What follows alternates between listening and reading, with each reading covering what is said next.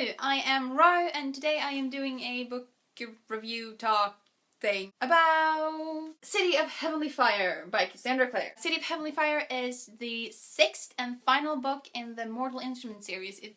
Before it we have City of Bones, City of Ashes, City of Glass, City of Fallen Angels, and City of Lost Souls. And if you have not read all of those 5 books, and the Infernal Devices series, consisting of Clockwork Angel, Clockwork Prince, and Clockwork Princess, also by Cassandra Clare, you should not watch this video because there will be lots and lots of spoilers. Also, if you haven't read this book, you should not watch this video because this video will basically not be as much of a review because that makes it sound like, you know, thought through and well planned, and it probably won't be. It's just gonna be me ranting about my feelings. Okay, so starting now, there will be spoilers and you should go away if you have not read these books. First of all, I am not, I don't think the covers are the most amazing covers ever, but I have grown to love them. And I was just, this is basically how I was sitting before I started reading it. I was just like, I can't open it. How do I start? I don't know.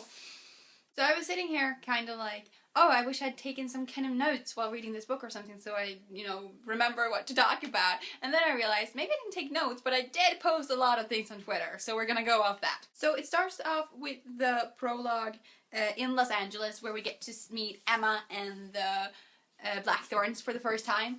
And I was just really freaking out and I was really excited because I'd been sitting around for the past couple of days, you know, just anticipating getting to read this book and getting back into the world of Cassandra Clare's stories, and had just sort of once again learned about the Dark Artifices, and I'm really looking forward to that series. I was really excited about it, and then I open up this book and it just starts with, on the day Emma Carter's parents were killed, and I was just like, that's also one thing that was on Twitter. I read that, I literally screamed out loud and then closed the book again. And I've been sitting around for like 20 minutes just patting the book before that because I couldn't even open it. I had so much pain throughout reading this book, like constantly.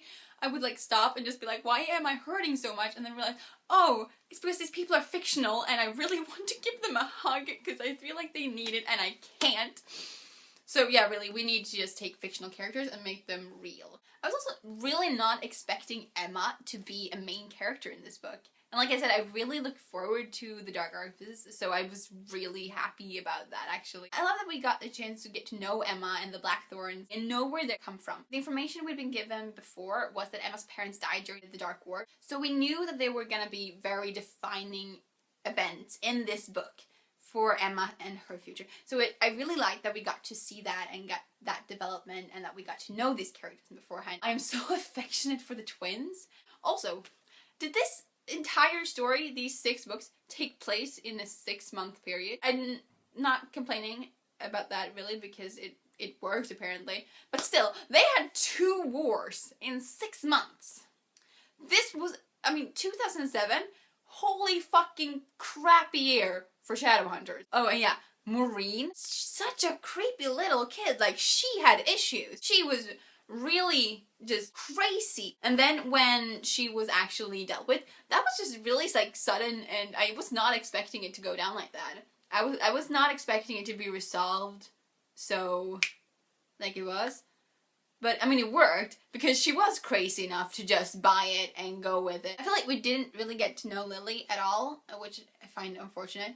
She's sort of like really randomly mentioned in the start by Simon. I'm sort of just kind of confused about when did he learn about Lily really. He hasn't been involved with them really at all. So I'm wondering when that happened. And I wish we would have gotten to know Lily a little bit better because she sort of just came out of nowhere, it feels like. They first mentioned that there was something protecting the London Institute. I just sort of like, I can't think of anything. I can't think of anything. It was so specific that it was in London that it, you know, it had to be something from the Infernal Devices. And then when Magnus mentions that it was a ghost, and I was just like, oh, Jessamine. And I was just so not expecting to have feels for Jessamine. Then we have Maya and Jordan. Now, Maya was the subject of pretty much all my theories. First, I thought that she was pregnant, and she wasn't sure how to tell him, and she wasn't gonna be able to tell him, and then he was gonna die. And possibly she was gonna tell him while he was dying, or he would never find out. Part of that was true. I mean, he died. I was a bit surprised that she was planning to break up with him, Not because I thought their relationship was all that great, because I didn't very much like their relationship at all. Basically what made me okay with it was that Maya seemed okay with it. But I was basically just in the mindset of, if Maya is okay in this relationship, if she feels happy and safe and she likes him, then go forth. If she doesn't, please somebody do something about it. And apparently she didn't. When Maya went to talk to Lily the first time, and Lily ends the conversation with, come back to me when you're leader of the pack. I was basically just, Maya's gonna become leader of the pack. And then I started thinking about it, I was like, I think she'd be a good leader of the pack. Because I'm actually surprised that nobody's been on Luke about this earlier, that he isn't a very dedicated werewolf. He grew up as a shadow hunter, and then he has lived as a mundane for a long time, and he's now marrying a former shadow hunter. I think he's a good leader and he wants well for everybody. He doesn't seem to have his priorities with the pack, and I feel like Maya, she probably has a better handle on it and better focus to try and lead the pack. I was really frustrated throughout a lot of it that they never mentioned Jem's name. I was just like, I want them to say who he is! But I get it. I get that they did that so that it wouldn't be too much of a spoiler for if you haven't read The Infernal Devices. Before Clockwork Princess, I think was before it was out, people talking about Brother Zachariah and doing these theories about if he was Will or Jem. And I sort of never picked up on that he would be somebody that we knew. So I was so not prepared for that when that happened in the book. And now I get it, that of course, they're not going to say who he is, because if you haven't read The Infernal Devices, that would be a major spoiler for what happens in the end of Clockwork Princess. I also love that there's some point when they're talking about saving the hostages. I can't remember who says it, but they list off Luke and Jocelyn, Magnus, and Raphael. And I'm just sitting there like, nobody's worried about Melior. You guys don't know that he is one of the kidnappers, not the kidnapped. You guys don't even like Raphael, but you mention him, but just like, Melior. Oh, and the Seelie Queen bitch, when she tells them that Meliorn was half fairy and could lie, and she looks at Isabel, and I'm just like, you. I was totally not expecting us to go to a demon dimension in this book. You can't just go to demon dimensions. It's not something you do. You don't just travel there. It's not done. And the dreams that they got when they entered the demon dimension, I was sitting there reading when it first started with Clarice, and I was like, oh my god. I mean, I get that this isn't real, but and I sort of just want an entire book that shows this version of reality where, you know, everything was happy and good and nothing is wrong ever, and I just want very happy things for these people, okay? Clary, she was so confused, and he was like, are you having cold feet? Because if you are, I will totally smuggle you over the border into France. Good big brother. You're not real. And then Magnus snapping Alec out of it and be like, this isn't real. What about the Jace thing? And Magnus is like, I don't know, that's just weird. That last night there, in the cave, and Isabel and Simon are being adorable. Oh, Lord Montgomery stuff. And poor Alec, walking in on his sister and Simon all the time. I'm still wondering which bed they were on when they were in Alec and Jace's room. I'm just wondering, whose bed was it they were on? And then, of course, we have Clary and Jace finally having sex. It was a long time coming, and it was about time, and I'm very happy that it did happen in this book. It was very well done. It was very nice. I liked it. And also, I'm very much for, yay! Just show safe sex, that's great. Although I just have to be sort of just looking at the characters and be like, Jace, for a couple of months now, you have barely been able to touch your girlfriend because you have heavenly fire in your veins and you might burn her. You have kissed because you cannot keep your hands off each other really, but you have been very careful about it because you're afraid you're gonna hurt her because you have literally set things on fire. You are now heading into a demon dimension to face your girlfriend's evil brother, who's also sort of your brother in a way. You pack a condom. I mean, I don't think that was on the list when Alec told you guys to pack your stuff.